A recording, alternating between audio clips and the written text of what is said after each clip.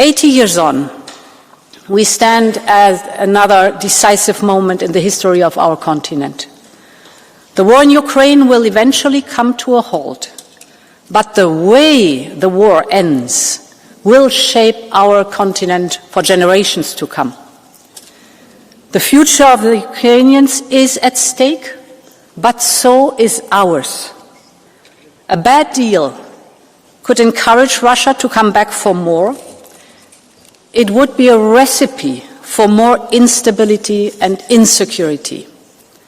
Instead, a just and lasting peace could usher in a new era of prosperity for Ukraine and help us build a new security architecture in Europe.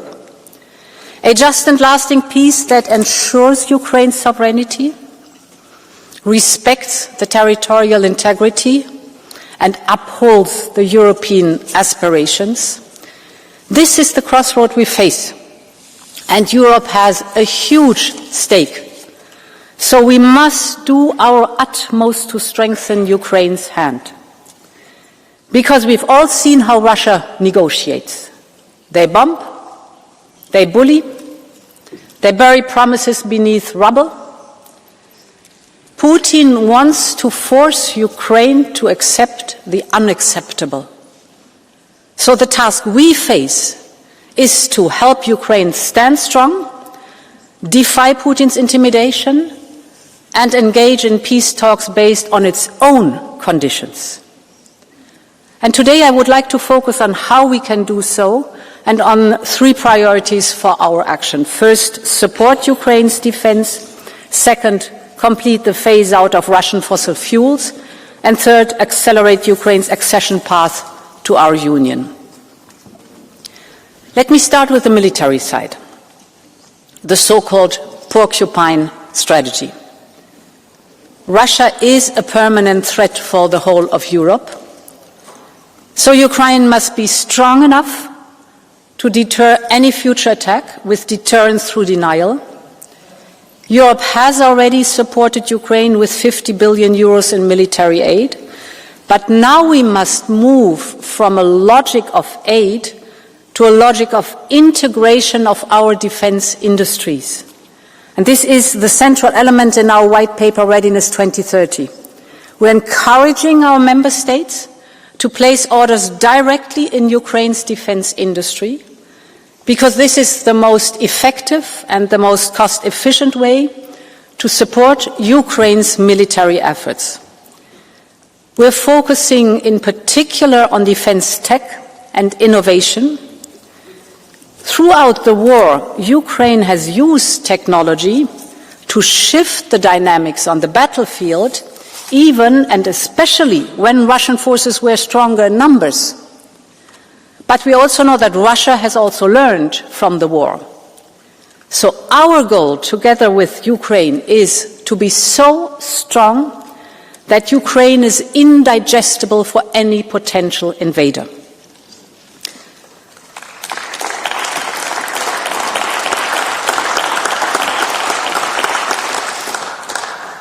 And honourable members, as we support Ukraine, we must also continue to undermine Russia's ability to wage war. And this is my second point.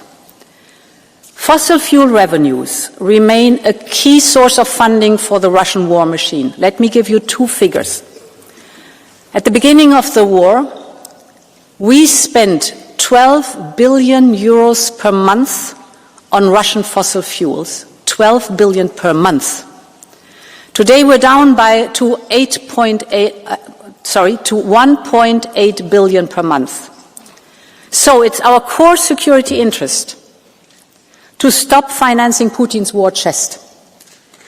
And for this we must stop spending billions on Russian energy imports. I know that there is indeed a clear majority in the European Parliament to favour to do this. Last November you voted to ban all imports on Russian fossil fuels. The Polish presidency is working hard on it. I also know that some are still saying that we should reopen the tap of Russian gas and oil. This would be a mistake of historic dimensions, and we would never let it happen. This has to be very clear too.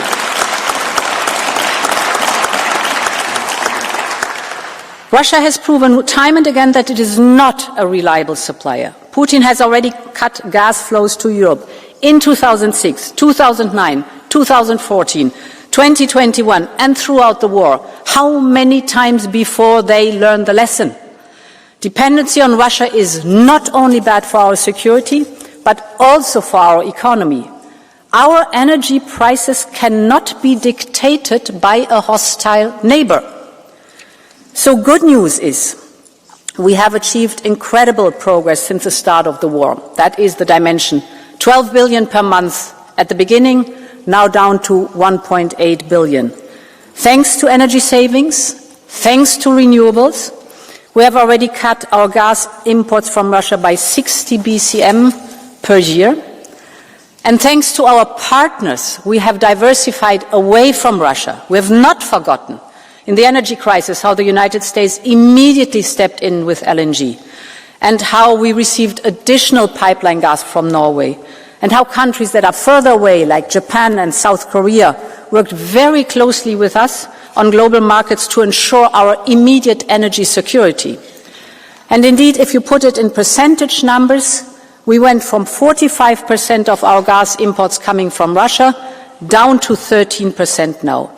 We went from 1 in 5 barrels of oil from Russia down now to 1 in 50 barrels of oil, a 10-fold reduction. But we have to go on further. We also have to admit that we see since the beginning of last year that energy imports from Russia have slightly bounced back. So we need a final push to phase out Russian fossil fuels. And this is the goal of yesterday's roadmap that we presented. As part of it, we will propose a ban on new contracts with Russia. We will as well put a ban on imports on the spot market by the end of 2025, the latest. So ban the contracts, ban the spot market for Russian fossil fuels. We will work to ban all remaining imports from Russian gas, both pipeline and LNG, by no later than the end of 2027. And we will also tighten controls on Russia's shadow fleet. So to be very clear, the era of Russian fossil fuels in Europe is coming to an end.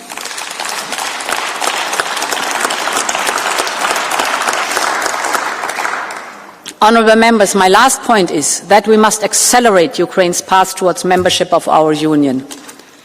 It isn't just Ukraine's aspiration. Accession to the European Union can be the strongest security guarantee. And it was a central focus of my latest meeting with President Zelensky in Rome. We're working hard with Ukraine to open the first cluster of accession talks and to open all clusters in 2025. Ukraine joining our Union is the greatest guarantee of a just and lasting peace, because we know in our history, peace and European integration have always gone hand in hand. So let's bring Ukraine inside our Union. Let's walk the path of peace together. Slava Ukraini, long live Europe.